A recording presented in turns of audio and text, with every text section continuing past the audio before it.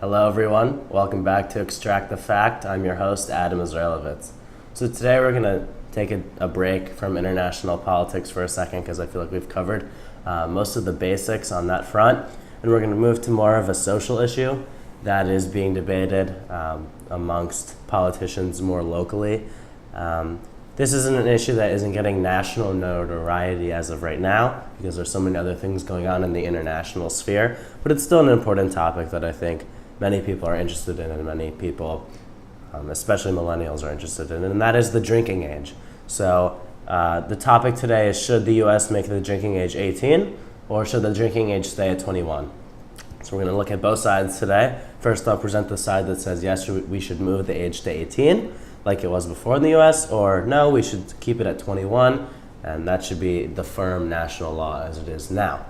So I like this issue because there are clear two sides. A lot of issues have multiple sides that are complex topics that we have to go into. But here, there are really two parties that are split. There's no real age up for debate inside the U.S. that has a strong majority of people believing in it, aside from 18 and 21. So it's interesting to see these kind of two perspectives go at it. So first, I'll present 18, that the drinking age should be moved to 18.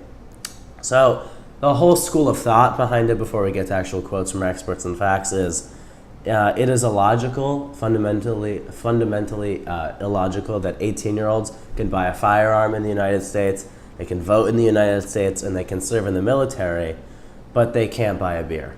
That's kind of the whole premise of the argument for the drinking age. They say, why can we do all these things and have all these rights? Because based on those laws, it seems like you are a man or a woman by your age 18, but we can't have a beer.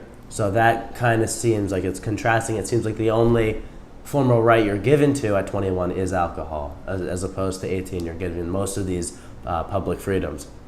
In addition, from ABC News, it's retrieved from ABC, David J. Hansen, who has a PhD and is a professor of sociology at the State University of New York at Potsdam, asks and says, when we raise the drinking age to 21, which is incidentally the highest in the world, it makes drinking more attractive to young people. So it's kind of this reverse psychology that young people have, saying it's more of a interesting and more of a touchy scenario when you have alcohol at a lower age because the drinking age is now higher. So it's seen as cooler and it's seen as more attractive towards young people because this age is actually being higher. So it's reverse psychology. And he continues, then what happened was the law mandated age 21 in every state. We discovered for the first time in history that those younger students suddenly began drinking more than older students. It suddenly became more attractive and it drove drinking underground, he said. So again, they have this fact to back it up, how younger students began drinking more when the age increased. So we see kind of that 15 to 18-year-old now drinking more because the age has now increased. Also, there's a cultural argument at play here. They say because the age has been extended, kind of what this professor is mentioning, how drinking has gone underground, alcohol has become polarized. Many young kids think of it as a magic potion, and other people think of it as this deadly toxin. And because the age has increased, there's really a polarization that has taken place that has kind of divided both sides.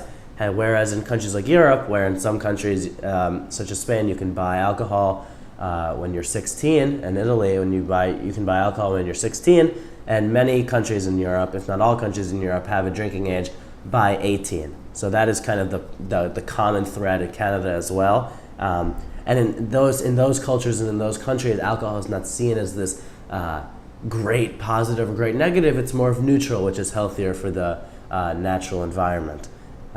So that's a key point. Now, for a drinking age should stay at 21, there's more sources here. This is generally more of the popular opinion amongst scholars and amongst experts in the U.S. Another political view of this is it's seen as American exceptionalism.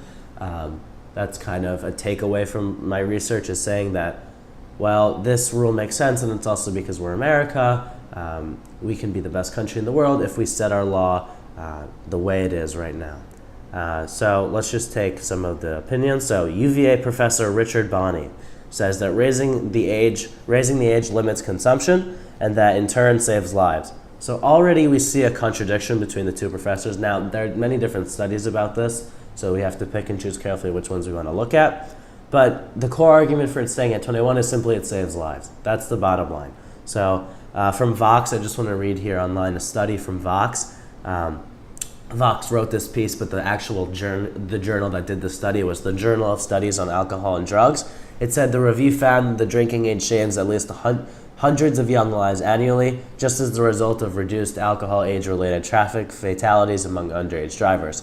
The review pointed to one study after the National Minimum Drinking Age Act of 1984, which raised the drinking age from 18 to 21. It found that the number of fatally injured drivers with positive blood alcohol concentration decreased by 57% among ages 16 to 20, compared to a 39% decrease from those 21 to 24 and 9% for 25 and older. Other studies had similar positive findings. So again, a lot of this argument is really focused on DUIs and specifically drinking while driving. That is a core issue, and those are a ton of alcohol-related deaths are through driving, and there's 57% drop ever since the age was increased. So again, a clear kind of the argument is that the raising the age saves lives. Now, another argument is kind of the mental health piece here. Again, there's an argument that the brain is not fully developed when you're 18, and it's not fully developed when you're 21 even, but it's way more on that course as an adult brain at 21 than 18. So the brain's not fully developed, so toxins and alcohol can thus damage the young brain. And finally, the U.S. News says lowering the drinking age would have dangerous long-term consequences. So early teen drinkers are not only more susceptible to alcoholism, but to developing the disease earlier and more quickly than others.